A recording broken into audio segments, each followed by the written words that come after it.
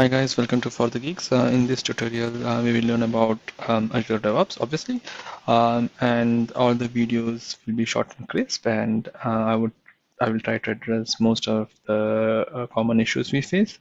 So let's see what are the topics which we'll be seeing as part of this tutorial.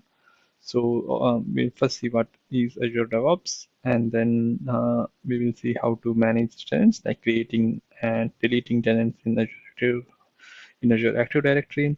We will look at what source control or source control versioning is. Mainly, we will focus on Git because Git is the most important thing to know when it comes to continuous deployment.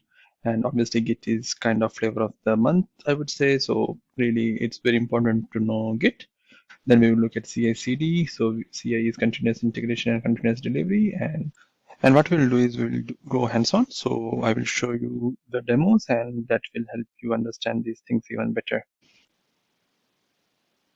So what are the prerequisites? So what you should know. So I would say the basic idea of Azure portal is good to have. And the most important thing is desire to learn, eagerness to learn, and that would really help you get through the whole course. And I'm really sure you will learn a lot from this tutorial.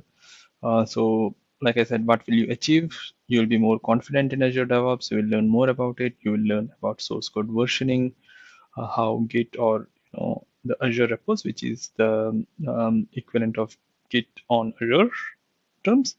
You'll know that better. You'll learn about CI/CD, and the whole tutorial covers all the major topics, I would say, of for AZ400 certification. So AZ400 is a certification conducted by Microsoft.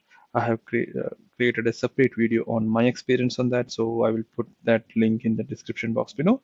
But this tutorial will cover a lot of topics from that certification exam.